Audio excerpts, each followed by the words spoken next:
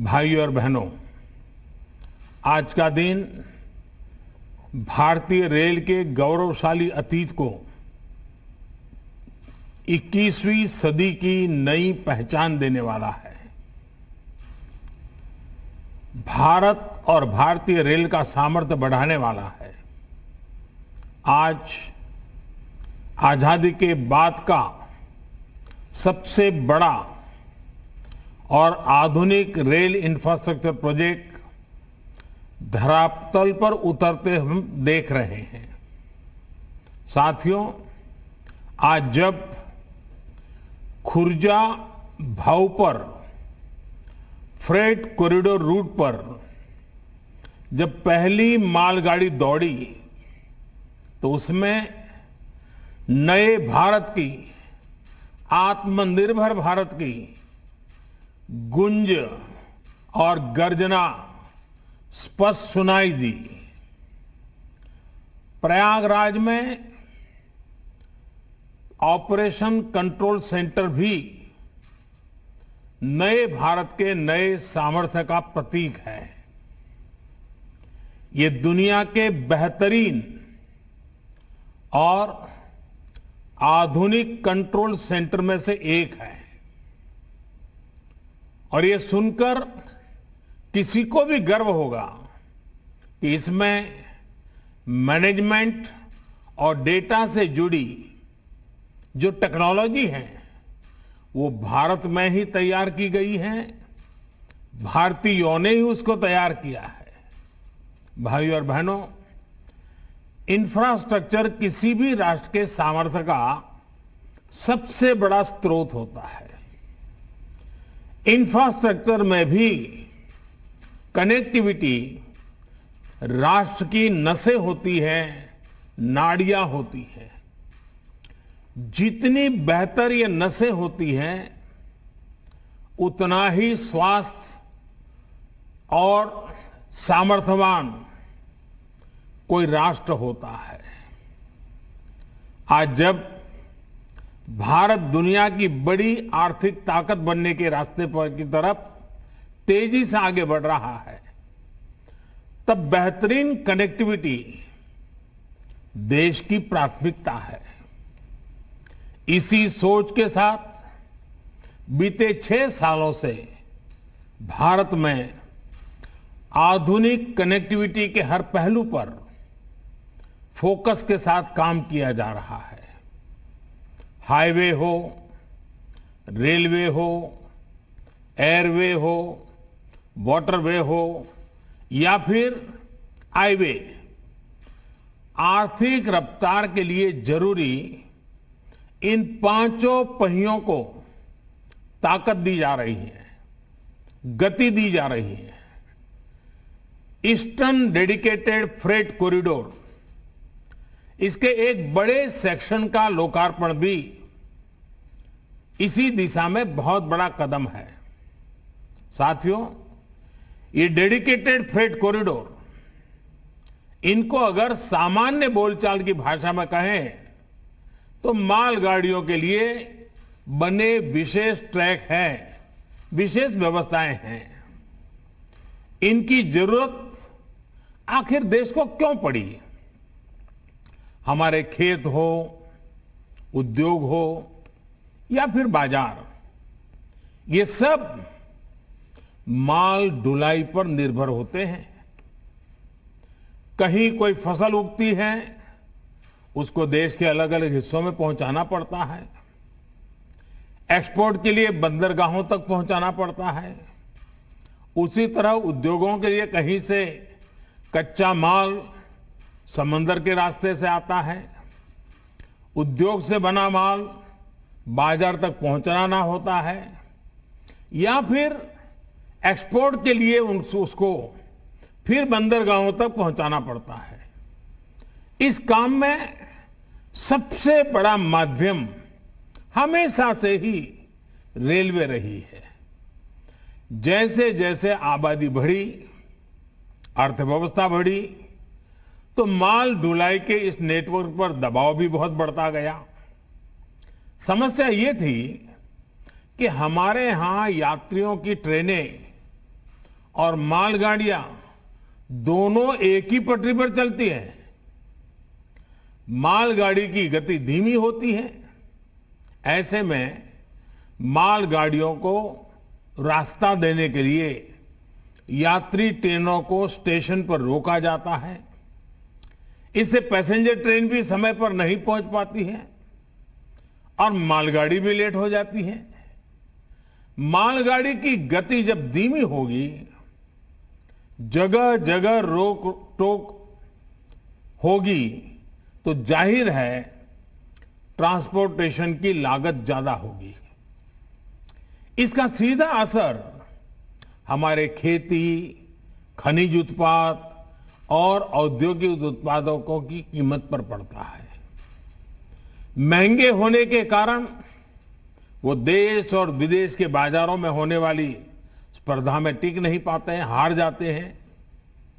भाई और बहनों, इसी स्थिति को बदलने के लिए फ्रेट कॉरिडोर की योजना बनाई गई। शुरू में 2 डेडिकेटेड फ्रेट कॉरिडोर तय करने की योजना है। पूर्वी डेडिकेटेड फ्रेट कॉरिडोर पंजाब के औद्योगिक शहर लुधियाना को पश्चिम बंगाल के दानकुनी से जोड़ रहा है। सैकड़ों किलोमीटर लंबे इस रूट में कोयला खाने हैं, थर्मल पावर प्लांट है, औद्योगिक शहर है। इनके लिए फीडर मार्ग भी बनाए जा रहे हैं। वहीं पश्चिमी डेडिकेटेड फ्रेट कॉरिडोर महाराष्ट्र में जेएनपीटी को उत्तर प्रदेश के दादरी से जोड़ता है। लगभग 1500 किलोमीटर के इस कॉरिडोर में गुजरात के मुंद्रा, कांडला, पीपावाव, दहेज और हजीरा के बड़े बंदरगाहों के लिए फीडर मार्ग होंगे। इन दोनों फ्रेट कॉरिडोर के इर्द गिर्द दिल्ली मुंबई इंडस्ट्रियल कॉरिडोर और अमृतसर कोलकाता इंडस्ट्रियल कॉरिडोर भी विकसित किए जा रहे हैं। इसी तरह उत्तर को दक्षिण से और पूरब को पश्चिम से जोड़ने वाले ऐसे विशेष रेल कॉरिडोर से जुड़ी जरूरी प्रक्रियाएं पूरी की जा रही हैं। भाई और बहनों, मालगाड़ियों के लिए बनी इस प्रकार की विशेष सुविधाओं से एक तो भारत में यात्री ट्रेन की लेट लतीफी समस्या कम होगी। दूसरा ये कि इससे मालगाड़ी की स्पीड भी 3 गुना से ज्यादा हो जाएगी और मालगाड़ियां पहले से 2 गुना तक सामान की ढुलाई कर पाएगी, क्योंकि इन ट्रैक पर डबल डेकर यानी डिब्बे के ऊपर डिब्बा ऐसी मालगाड़ियां चलाई जा सकेगी। मालगाड़ियां जब समय पर पहुंचती और पहुंचेगी तो हमारा लॉजिस्टिक नेटवर्क सस्ता होता जाएगा।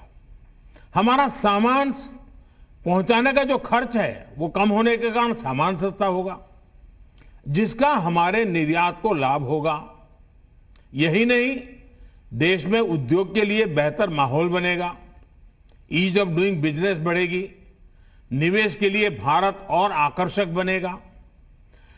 देश में रोजगार के, स्वरोजगार के अनेक नए अवसर भी तैयार होंगे। साथियों, ये फ्रेट कॉरिडोर आत्मनिर्भर भारत के बहुत बड़े माध्यम बनेंगे। उद्योग हो, व्यापार कारोबार हो, किसान हो या फिर कंज्यूमर, हर किसी को इनका लाभ मिलने वाला है।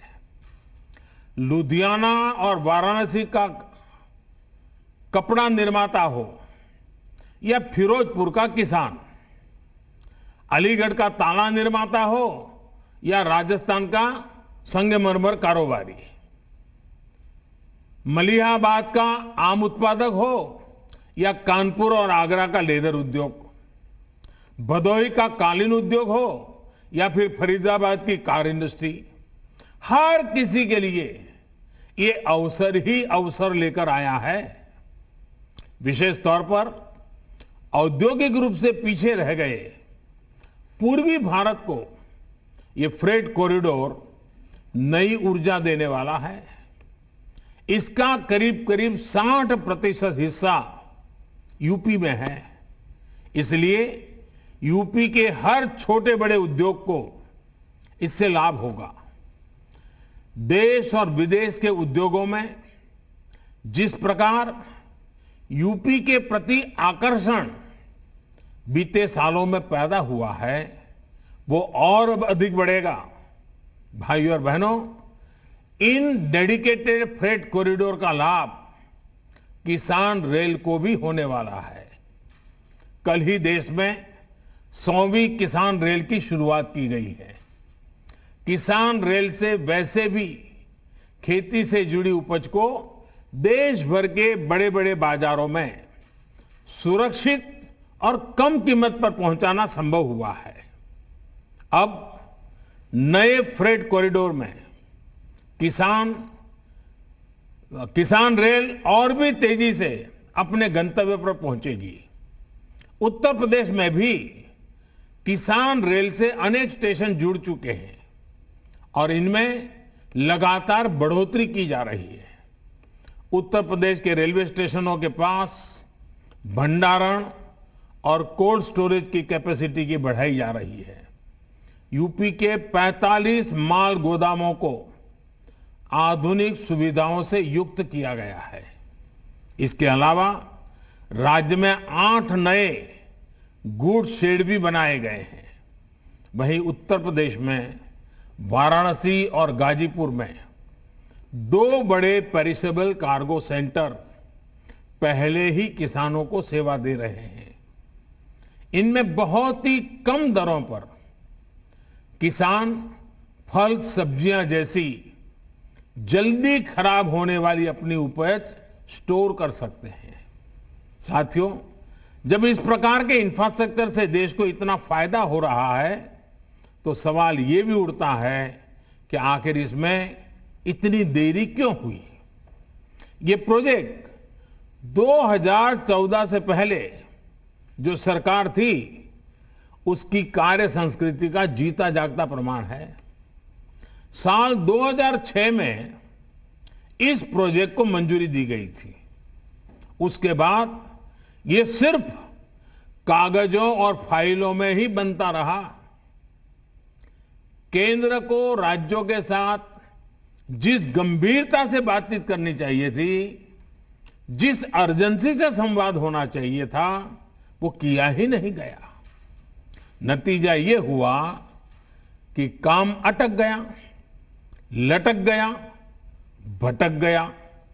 स्थिति ये थी कि साल 2014 तक 1 किलोमीटर ट्रैक भी नहीं बिछा गया।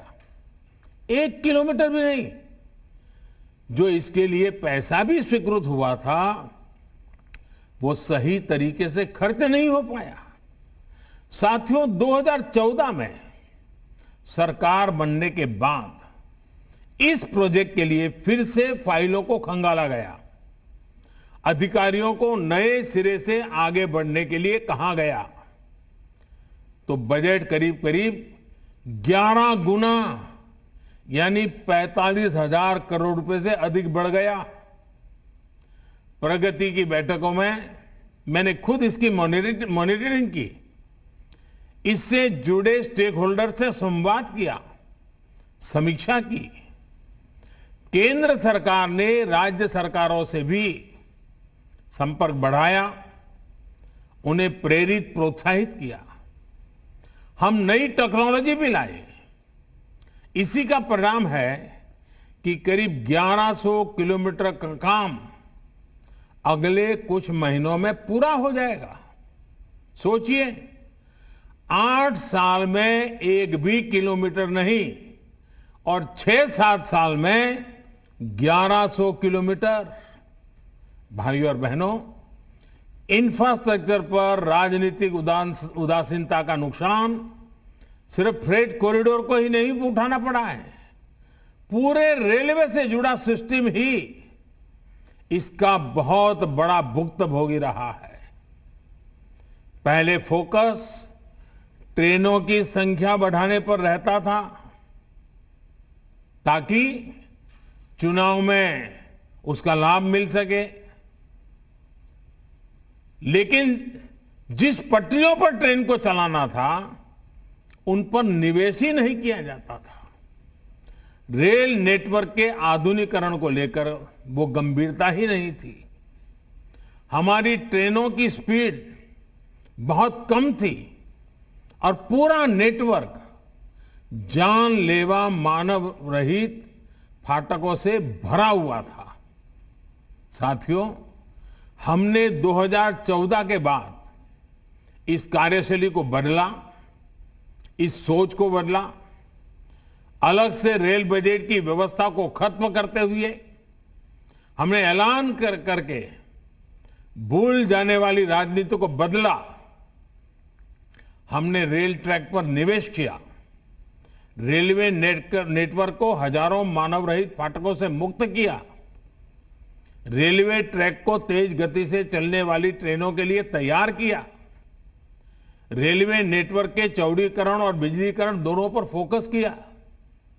आज वंदे भारत एक्सप्रेस जैसी सेमी हाई स्पीड ट्रेन भी चल रही है और भारतीय रेल पहले से कहीं अधिक सुरक्षित भी हुई है। साथियों, बीते सालों में रेलवे में हर स्तर पर रिफॉर्म्स किए गए हैं। रेलवे में स्वच्छता हो, बेहतर खाना पीना हो या फिर दूसरी सुविधाएं, फर्क आज साफ नजर आता है। इसी तरह रेलवे से जुड़ी मैन्युफैक्चरिंग में भारत ने आत्मनिर्भरता की बहुत बड़ी छलांग लगाई है। भारत आधुनिक ट्रेनों का निर्माण अब अपने लिए भी कर रहा है और निर्यात भी कर रहा है। यूपी की ही बात करें तो वाराणसी स्थित लोकोमोटिव वर्क्स भारत में इलेक्ट्रिक इंजन बनाने वाला बड़ा सेंटर बन रहा है। रायबरेली की मॉडर्न कोच फैक्ट्री को भी बीते 6 सालों में डेंटिंग पेंटिंग की भूमिका से हम बाहर निकाल कर लाए हैं। यहां अब तक 5,000 से ज्यादा नए रेलवे कोच बन चुके हैं। यहां बनने वाले रेल कोच अब विदेशों को भी निर्यात किए जा रहे हैं। भाई और बहनों, हमारे अतीत के अनुभव बताते हैं कि देश के इंफ्रास्ट्रक्चर के विकास को राजनीति से दूर रखा जाना चाहिए। देश का इंफ्रास्ट्रक्चर किसी दल की विचारधारा का नहीं, देश के विकास का मार्ग होता है। ये 5 साल की पॉलिटिक्स का नहीं, बल्कि आने वाली अनेकों पीढ़ियों को लाभ देने वाला मिशन है। राजनीतिक दलों को अगर स्पर्धा करनी ही है तो इंफ्रास्ट्रक्चर की क्वालिटी में स्पर्धा हो, स्पीड में स्पर्धा हो, स्केल को लेकर के स्पर्धा हो। मैं यहां एक और मानसिकता का भी जिक्र करना जरूरी समझता हूं, जो अक्सर हम प्रदर्शनों और आंदोलनों के दौरान देखते हैं। ये मानसिकता देश के इंफ्रास्ट्रक्चर को, देश की संपत्ति को नुकसान पहुंचाने की है। हमें याद रखना चाहिए कि इंफ्रास्ट्रक्चर, ये संपत्ति किसी नेता की, किसी दल की, किसी सरकार की नहीं है। ये संपत्ति देश की है, ये संपत्ति आपकी है, देश के नागरिकों की है। हमारे हर गरीब का, हर करदाता का, मध्यम वर्ग का, समाज के हर वर्ग का इसके पीछे पसीना लगा हुआ है, उसका पैसा लगा हुआ है। गरीब ने अपने पेट काट करके पैसा दिया है, तब सब बनता है। इसको लगने वाली हर चोट देश के गरीब, देश के सामान्य जन को चोट है। इसलिए अपना लोकतांत्रिक अधिकार जताते हुए हमें अपने राष्ट्रीय दायित्व को भी नहीं भूलना चाहिए। साथियों, जिस रेलवे को अक्सर निशाना बनाया जाता है, वो किस सेवा भाव से मुश्किल परिस्थितियों में भी देश के काम आती है, ये कोरोना काल में दिखा है। मुश्किल में फंसे श्रमिकों को अपने गांव तक पहुंचाना हो, दवा और राशन को देश के कोने कोने तक ले जाना हो, या फिर चलते फिरते कोरोना अस्पताल जैसी सुविधा देना हो, रेलवे के पूरे नेटवर्क का, सभी कर्मचारियों का ये सेवा भाव देश हमेशा याद रखेगा। यही नहीं, इस मुश्किल समय में रेलवे ने बाहर से गांव लौटे श्रमिक साथियों के लिए 1 लाख से ज्यादा दिनों का रोजगार भी सृजित किया है। मुझे विश्वास है कि सेवा, सद्भाव और राष्ट्र की समृद्धि के लिए एक निष्ठ प्रयासों का ये मिशन अनवरत चलता रहेगा। एक बार फिर यूपी सहित देश के तमाम राज्यों को फ्रेट कॉरिडोर की नई सुविधा के लिए अनेक अनेक शुभकामनाएं देता हूं और रेलवे के सभी साथियों को भी शुभकामनाएं देने के साथ साथ उनसे भी आग्रह करूंगा कि इस फ्रेट कॉरिडोर का आगे का काम भी हमें तेज गति से चलाना है। 2014 के बाद जो गति हम लाए थे, आने वाले दिनों में उससे भी ज्यादा गति लानी है। इसलिए मेरे रेलवे के सारे साथी जरूर देश की आशा अपेक्षा पूरी करेंगे। इस विश्वास के साथ आप सबको बहुत बहुत बधाई, बहुत बहुत धन्यवाद।